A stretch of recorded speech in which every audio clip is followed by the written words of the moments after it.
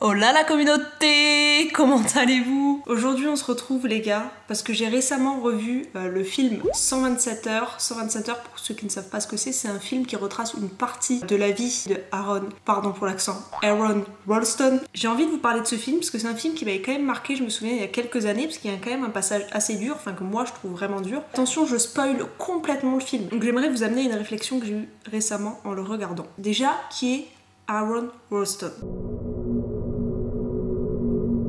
C'est un alpiniste et ingénieur américain qui, le 26 avril 2003, va décider de partir en excursion dans les Grands Canyons de l'Utah pour explorer le Blue John Canyon. À un moment donné, pendant son excursion, Aaron il va emprunter un tunnel assez étroit et pour descendre encore plus bas dans ce tunnel, il va s'appuyer contre un rocher qui est coincé en fait entre les deux parois du canyon, et au moment où il va s'appuyer sur le rocher pour descendre, le rocher ne va pas supporter son poids et va se déloger. Donc Aaron va forcément chuter dans le tunnel et va forcément être suivi par le rocher et va écraser une partie de son bras droit contre la paroi. Faut savoir que Aaron il a les réflexes complètement humains que tout le monde je pense aurait tenté à ce moment-là, c'est-à-dire qu'il va tenter à plusieurs reprises de différentes manières de pousser le rocher en fait, de le soulever, de le pousser, il va tenter beaucoup de choses, mais le rocher va pas bouger de même ne serait-ce qu'un millimètre. Aaron doit donc se rendre à l'évidence, il est bloqué et personne ne viendra le chercher. Pourquoi je dis que personne ne viendra le chercher? Parce que Aaron, il a pris la mauvaise habitude depuis quelques années en fait de ne prévenir clairement personne de l'endroit où il part à chaque fois quand il part en excursion. Faut savoir qu'Aaron, à ce moment-là, niveau survie, ce qu'il a dans son sac à dos, c'est moins d'1 litre d'eau, 2 burritos, son matériel d'escalade, donc baudrier, mousqueton, corde, etc., une caméra et un canif de mauvaise qualité. Pendant des jours, donc plus précisément pendant 6 jours et 5 nuits, Aaron, il va essayer toutes les options possibles pour pouvoir se sortir de là, mais en vain. Quand je dis toutes les options possibles, ça va être soulever le rocher en utilisant ses cordes et ses mousquetons comme poulies, utiliser son petit canif pour faire sauter des morceaux du rocher et essayer de libérer son bras, crier à l'aide et, dernière option, il va tenter de se couper le bras. Mais vous l'aurez remarqué, son canif étant de mauvaise qualité, il ne coupe rien du tout et il va donc échouer. Il se rend donc compte que sa lame, déjà qu'elle a des difficultés à couper la peau, elle n'arrivera clairement jamais à couper quelque os que ce soit. Moi je vous épargne vraiment les détails pour aller à l'essentiel, mais en attendant, Aaron, vous vous en doutez, il va devoir lutter pour survivre. C'est-à-dire qu'il va boire déjà de son urine, forcément il va pas avoir le choix parce qu'il ne va plus avoir d'eau à un moment donné, il va se retrouver donc bloqué parce que la déshydratation et l'hypothermie et l'infection au niveau de son bras, du coup c'est ce qui menace le plus Aaron à ce moment-là.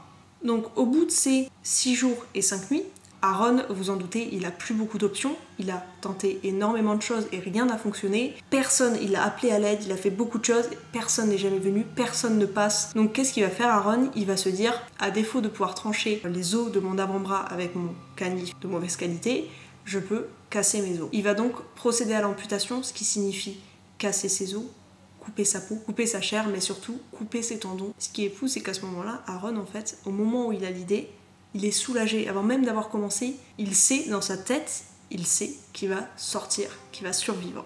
Donc c'est ce qu'il va faire. Il va réussir à se libérer du rocher, mais petit souci derrière, il n'est pas forcément tiré d'affaire. C'est-à-dire que là, à ce moment-là, Aaron, il va devoir sortir du canyon, donc il va entreprendre une marche de 5 heures en plein soleil, précédée d'une descente en rappel d'une falaise de 25 mètres. Vous voyez dans quel état il est.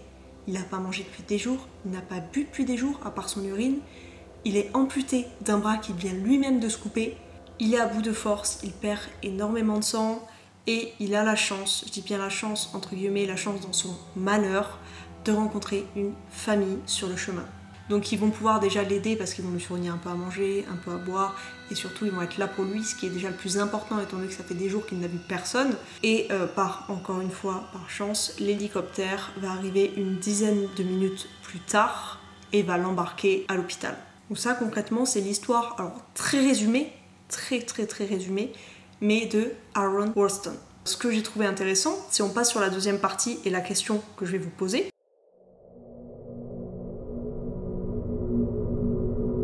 c'est-à-dire que Aaron, lors d'une interview, il dit précisément mais traduit, vous l'aurez compris, la plupart des gens estiment qu'ils auraient été incapables de faire la même chose que moi, d'amputer leurs propres bras. Je pense qu'ils se trompent. Tout le monde a géré de la même façon. C'est juste une question de vie ou de mort. Ma question est donc, selon vous, auriez-vous pu vous couper une partie d'un bras pour survivre? Moi j'aurais tendance, comme beaucoup d'entre vous je suppose, à dire que non, clairement je n'aurais pas pu. Je pense que je n'aurais clairement pas survécu à une expérience aussi traumatisante. Mais maintenant, laissez-moi parler de l'instinct de survie et de ce que j'ai pu apprendre dessus. En gros, faut savoir que dès l'instant où notre cerveau détecte une menace imminente, un danger, ce qui va se passer, c'est que l'instinct de survie va être déclenché. Déjà, l'instinct de survie, c'est quoi, etc. En fait, l'instinct de survie, il prend son origine à la base dans l'amygdale cérébrale qui alors déclenche une réponse neuronale dans l'hypothalamus. Pour aller encore un tout petit peu plus loin, cette réponse va provoquer alors immédiatement une activation de la glande pituitaire et la sécrétion d'hormones. Les glandes surrénales sont alors activées et en fait vont relâcher un neurotransmetteur appelé épinéphrine. Et donc la production de tout ce cheminement chimique va entraîner en fait la production d'hormones telles que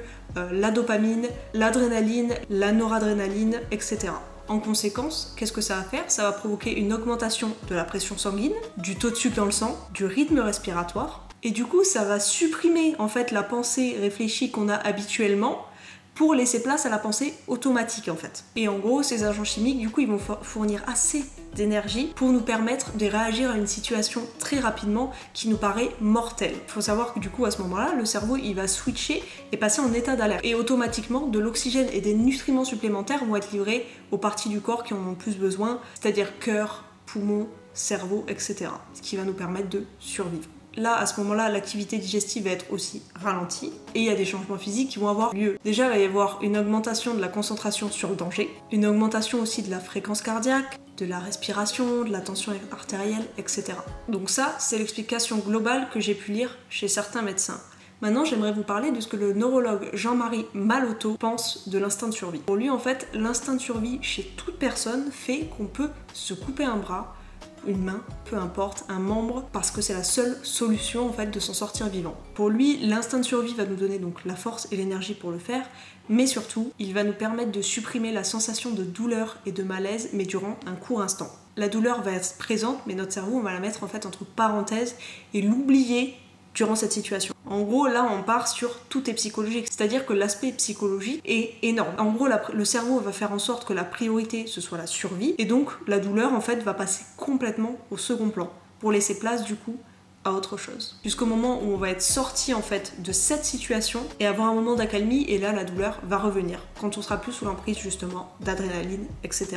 Donc là, je vous ai expliqué l'avis de plusieurs médecins concernant l'instinct de survie. Maintenant, je pense pas qu'on puisse dire que toute personne va réagir de la même manière à la même situation et va se battre. Il y a aussi des personnes qui vont se retrouver comme bloquées, incapables de réagir de cette manière-ci. En gros, les comportements peuvent être très variables et c'est ce qu'on appelle d'ailleurs la variabilité inter-individu. C'est-à-dire que d'un individu à l'autre, il va y avoir une réaction au stress complètement différente. J'ai beau avoir lu plusieurs études, avoir lu plusieurs avis de médecins, avoir lu pas mal de choses, même des avis parfois de pompiers, de personnes qui ne sont pas du tout effectivement dans la science, dans la neuroscience, etc. Mais leur point de vue reste très intéressant quand même parce qu'ils sont sans cesse confrontés au danger pour le coup. Alors pas le même danger certes, mais un danger quand même. Mais une question me taraude quand même l'esprit. Donc j'ai compris un peu ce truc d'instinct de survie avec une réponse qui va être immédiate au stress de notre corps et de notre esprit. Donc je comprends que par exemple demain on se fait braquer dans la rue, on va avoir une réponse immédiate. L'instinct de survie, soit il va faire qu'on va prendre la fuite, soit il va faire qu'on va se battre,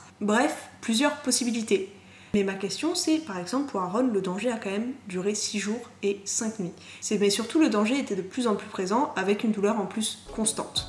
Donc selon vous, combien de temps, parce qu'en fait j'ai réussi à trouver très peu d'informations à ce sujet-là, mais combien de temps l'instinct de survie peut rester en éveil et nous permettre de continuer à nous battre. J'aimerais votre avis dans les commentaires, n'hésitez pas à participer, je suis preneuse de tous vos avis. Et me dire également, je sais pas si vous avez filmé ce que vous en pensez, si vous avez lu également l'autobiographie d'Aaron. J'ai pas eu l'opportunité malheureusement moi de la lire, mais le film reste quand même assez représentatif des faits. Ils ont quand même fait vraiment attention sur tous les petits détails, la manière dont ça a été amené, etc. Aaron a d'ailleurs participé au projet et a validé beaucoup de choses présentes dans le film. Écoutez, voilà la fin. Si vous avez aimé la vidéo, n'hésitez pas à vous abonner, à liker la vidéo et à activer la cloche surtout si vous voulez pas louper les prochaines. Merci d'avoir suivi la vidéo. Je vous récupère pour vous dire au revoir comme d'habitude. Vous connaissez le rituel, hop, parfait. Et bien écoutez, on se fait de gros bisous et on se dit à vendredi prochain. Gros bisous!